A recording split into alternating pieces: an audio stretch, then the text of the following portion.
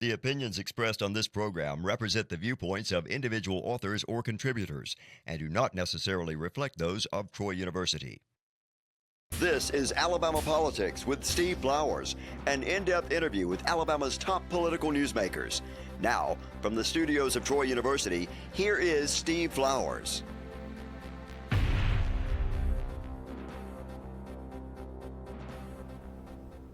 I'm Steve Flowers, and welcome to Alabama Politics. Folks, we're very fortunate tonight to have as our guest one of the most rising stars, and he's already risen, but the superstars in state politics, young person, not even 50 years old, our Secretary of State, Wes Allen. Wes is moving up to Lieutenant Governor in this cycle, this 4-year quadrennium, next quadrennium. I've known Wes quite a few years now, knew his daddy since we were high school boys together in Bowie State. His daddy is the longest serving senator, I think, in probably Tuscaloosa history. You think he is? I think so. His daddy's Gerald Allen, is a state senator from Tuscaloosa.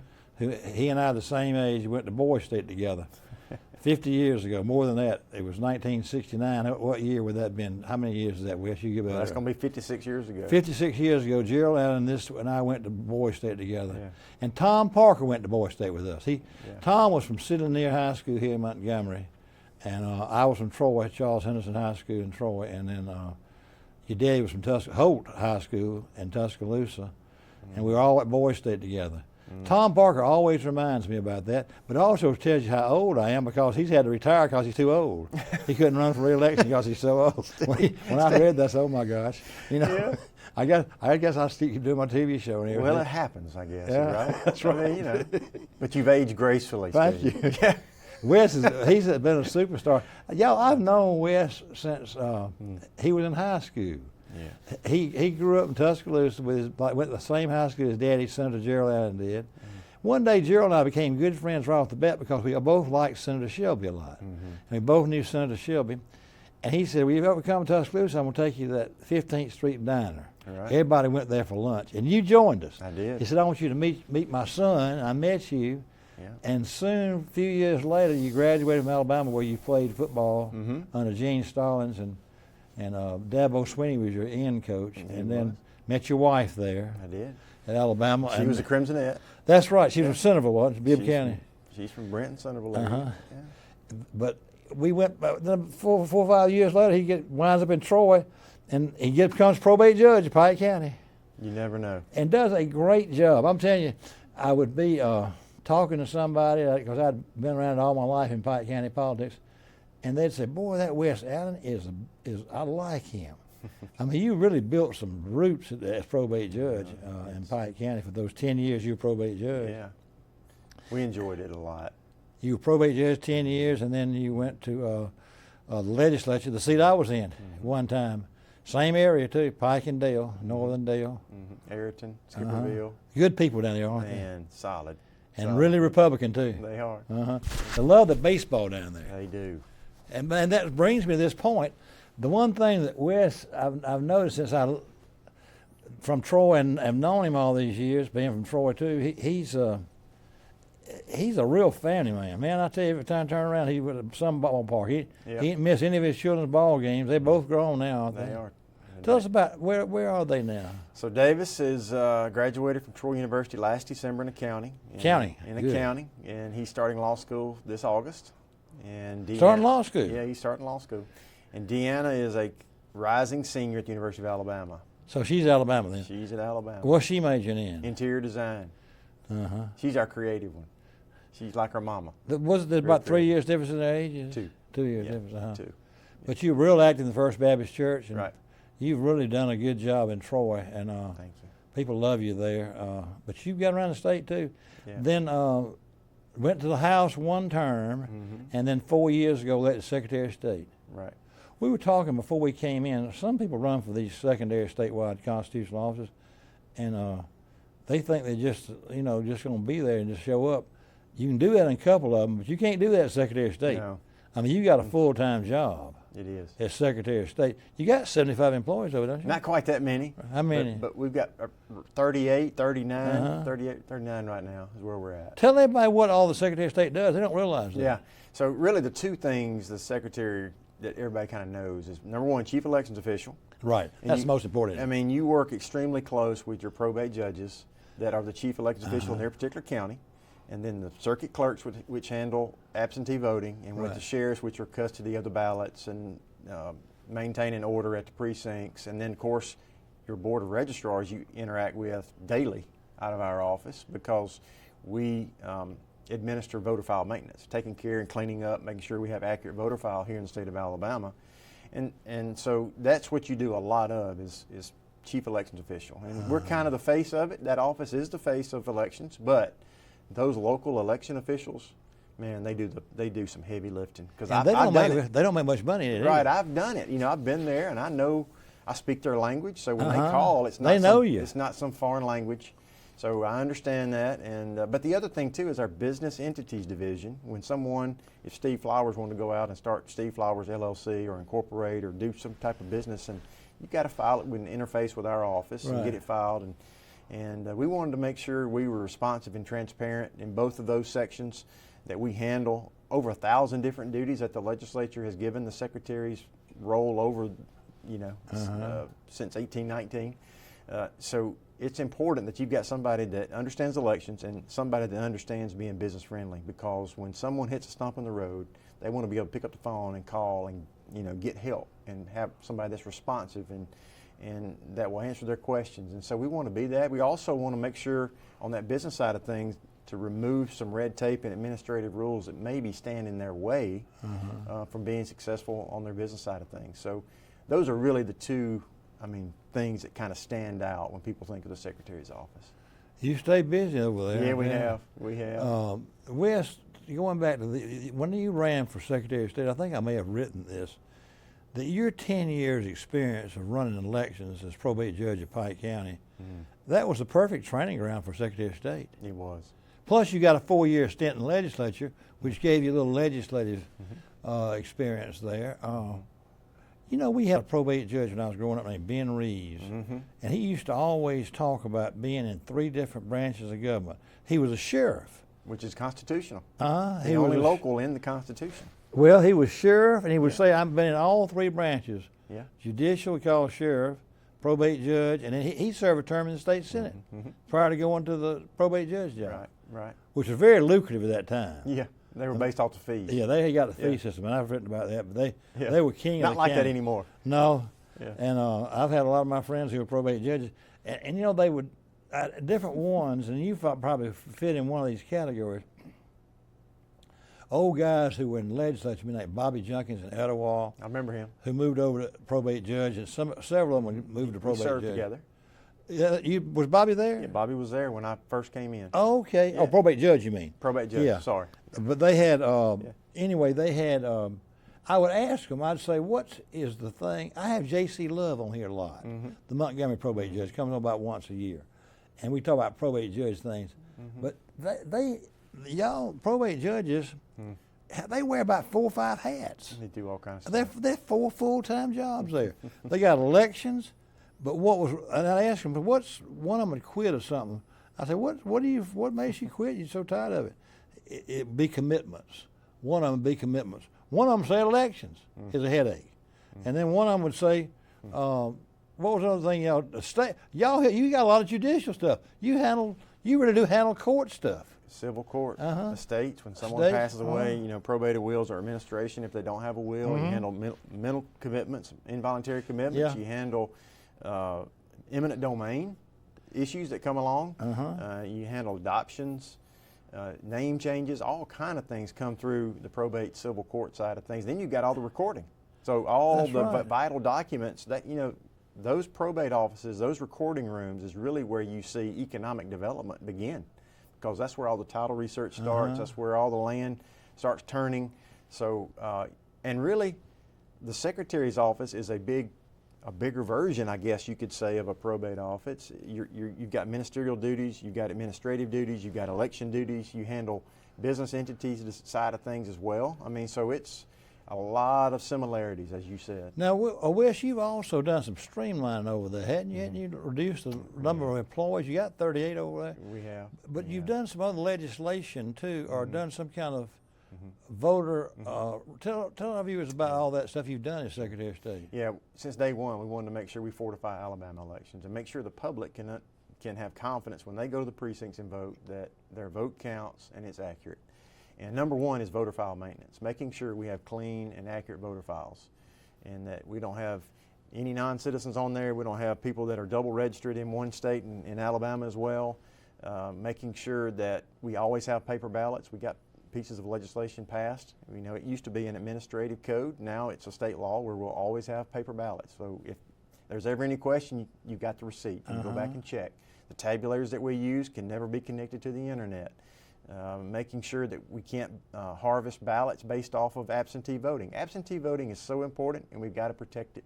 And we don't need anyone, in my opinion, these paid political activists trying to manipulate the most vulnerable and manipulate the absentee process, because it is really, really important. And where you normally see fraud in the elections process is absentee voting. We just recently got a conviction in Clay County dealing with absentee voting, and then there's a lady in Mobile that will be on trial in January dealing with absentee voting. So we take it serious, and the team that we have has been working hard since day one. And those are just a couple of examples, and there's so many.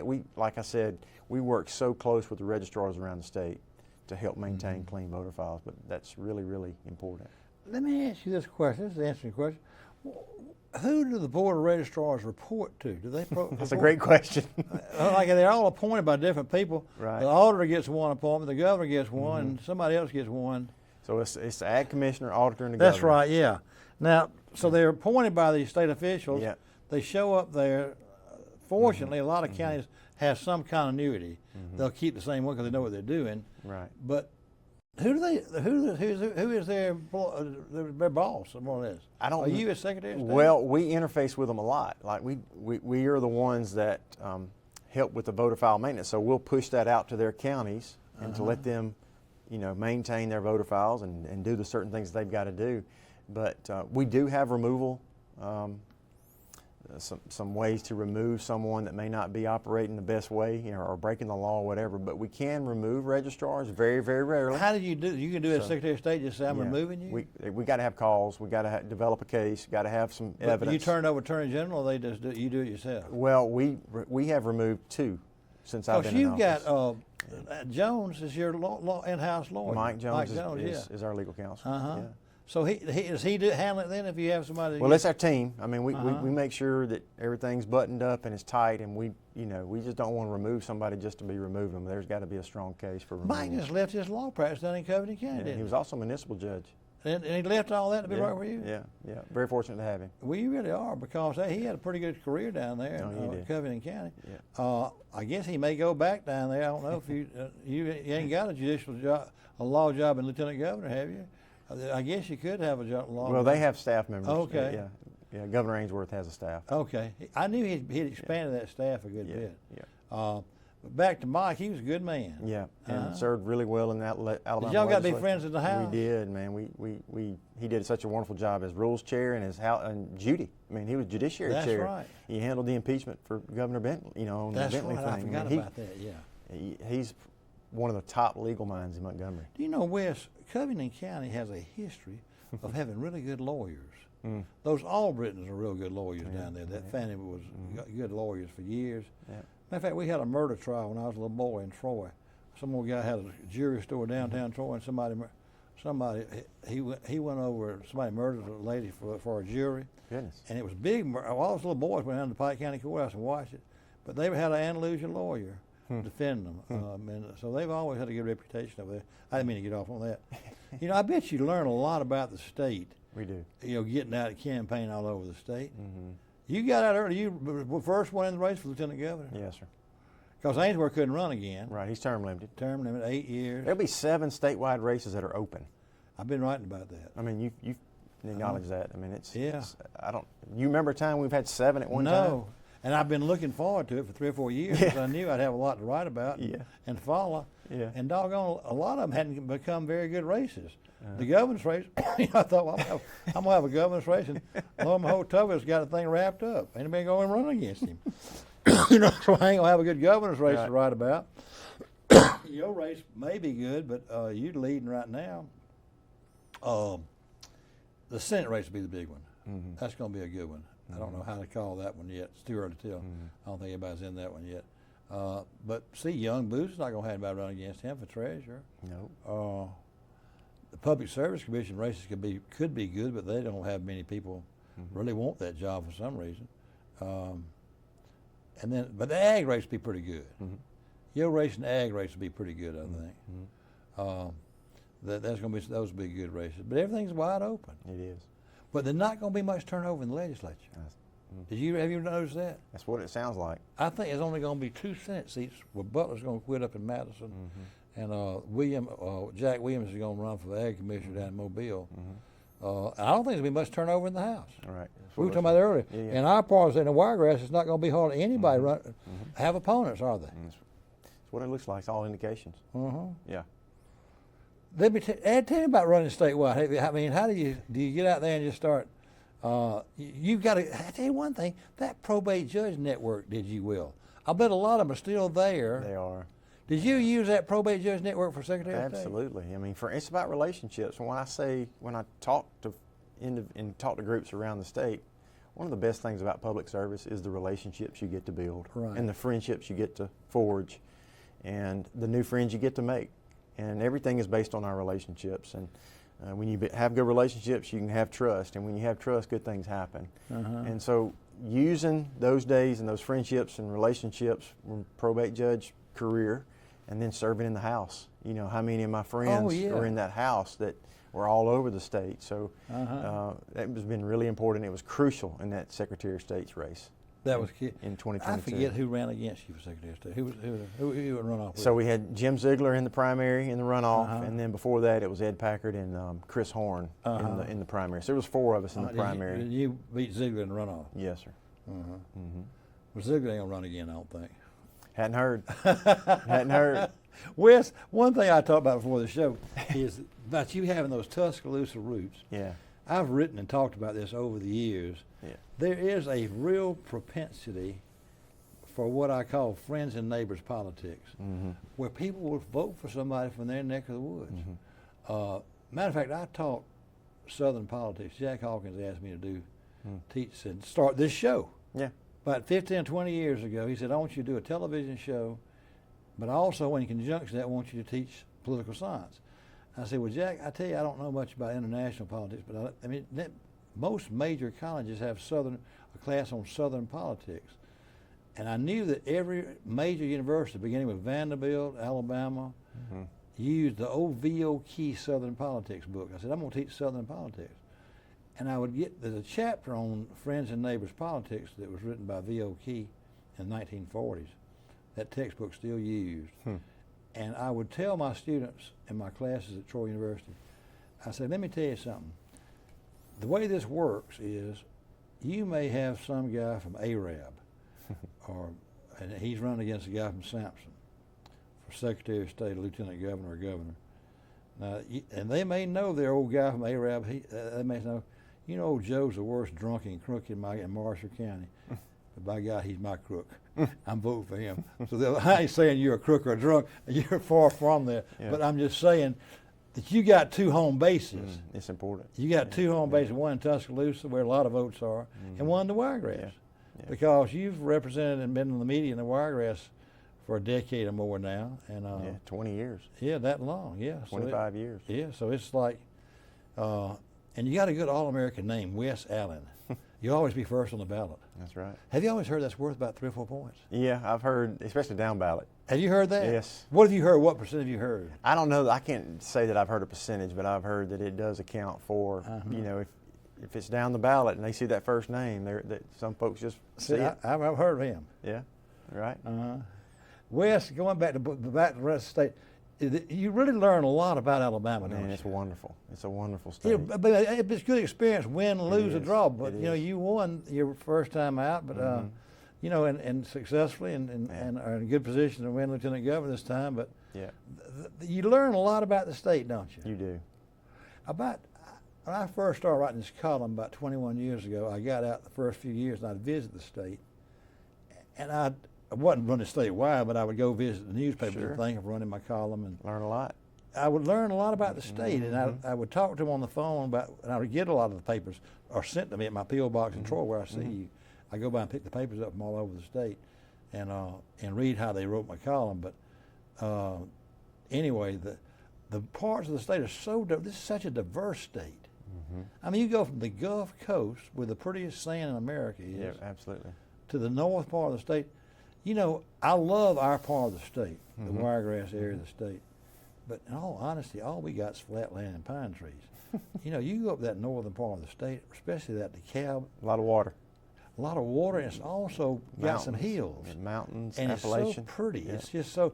Now, if I were running a statewide, and you probably picked up on this, I would organize myself to be up in that northwest part of the northeast part of the states, up in DeKalb, Etowah, Chiaha area, the fall of the year.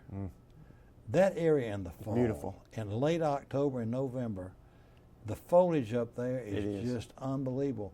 That is one of our biggest secrets, is that part of the state. And you know this, having run statewide, that's where the votes are too. There's a lot. Birmingham North, there's It a lot. really is. I mean, and they're real Republican too. They are. They are. They're But it is all- a pretty time of year. And then the crisp air in the fall, and when I've been up there campaigning going to an early breakfast meeting or whatever, it's you just drive and see how beautiful Alabama is. I mean, It really is. And that, I remember coming, there was a little paper up in in a place called, you've been to Stevenson in North Jackson County. Yeah. It was called the North Jackson Progress, and it was still a little paper they printed by old-timey print.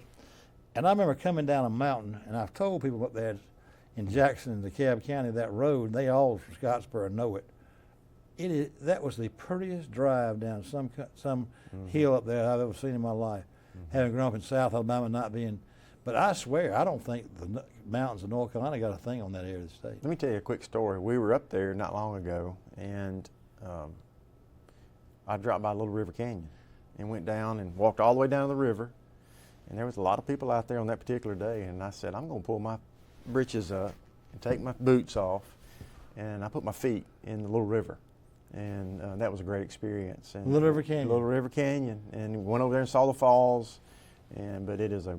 You know, those falls are kind of dangerous. Yeah, they are. You know that? I didn't get near it. Somebody died about this. But year it in was. Yarrington, But you know that river is so beautiful. And It really is.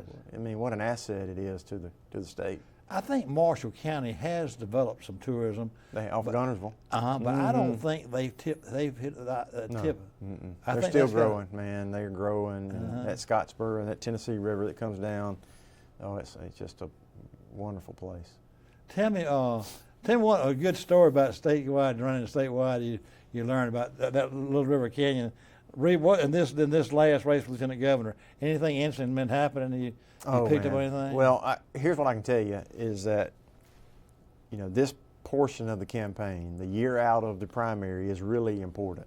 To get out early, to get one-on-one visiting with people in their offices or small groups around a coffee table at a local restaurant, and to hear, you know, what their concerns are and how the lieutenant governor's office can help them, and what we can be cognizant of, what we need to be listening for, and how we can respond and you know, make sure that we're responsive to the people with the legislation that is important to the people. Will has been very active. He has. He does He's a good expanded job. the role of that He job a has. good bit. He has. And they've even allocated some funds for him to give to schools and things like that. But he was a quick study on learning the Yeah, he rules was. too. He did. He did a I good remember job. all those old guys like Jabbo. They liked him early on because he would. Sure. He learned the rules. It's important. It's all about the rules now. Some lieutenant governors in the past, but they would rely on McDowell Lee Yeah. because McDowell knew the rules so well. Secretary of the Senate. Yeah, he'd just sit there and they'd ask him what to do, and he'd do it. And he'd tell them what to do. And but I think Ainsworth dug in and learned the rules. He did. He did a very good job. The greatest parliamentarian that ever lived was a guy named Jim Allen who went to the Senate. Do you remember him? I've heard of his name. Yeah, he was a great No senator. relation, but I've heard of him. Yeah. He served only. He died of a heart attack early on. His He wife was- got appointed, right? Yes, right, Marion Allen. Yeah. Actually, you know, Ralph Adams' daughter married his son. Did you know that? I did not know that. Okay. Yeah, Ralph Adams was president of Troy University. His daughter Kelly married Jim Allen Jr. They were all close to Wallace during that time. But People in Troy love you, and I think you'll do a good job as Lieutenant Governor. I think you've got a good shot at it, and we're going to work hard. You are working hard. I'm hearing all over the state, and I think you're working hard for that Alpha endorsement. But you've been close to them over the years anyway. We have been very close. Our district, District 89 in the House was. It's agriculture and forestry and a diverse manufacturing base to university. You think about District 89. It was perfect. And but no, we've been working hard and moving around the state. And listen, the people of Alabama deserve candidates that get out and move around, because they want to push on them, pull on them, test them, see what they're made of, and see what you believe. And that's important. And I was able to go to all 67 counties during the 22 campaign. And we're committed to making sure we get around this state again, because it's important. It's important to get out and touch base and to talk and let them question you. You know, you ought to do that. You ought to do that when you're Lieutenant Governor too. We just get out and have a tour once a year. Sure. And find out what they're talking about. You know, what people are interested in. Concerns. What issue do you find they're more concerned about than anything? Well, I can tell you one thing top of mind is workforce development, making sure that we've got kids that are graduating high school that if they want a job, they can go out and get a job and be trained for it. You know, that's so important that when we're recruiting to the state for good jobs coming into the state, we got to have a trained workforce. And not every kid is going to go to a 4-year institution like in Alabama or in Auburn or Troy or wherever.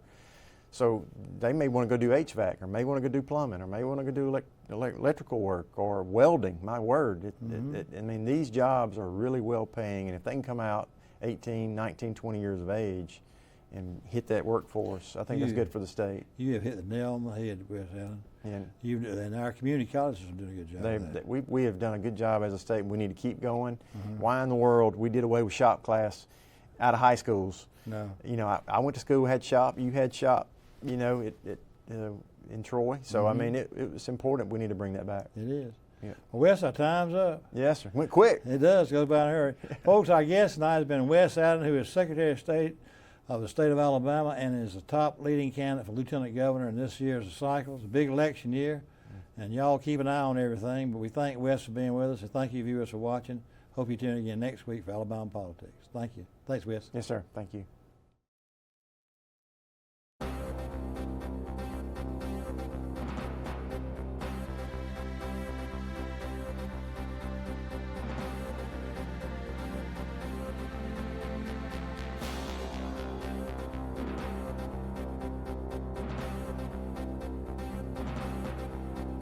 This has been Alabama Politics with Steve Flowers, a production of Troy University Television.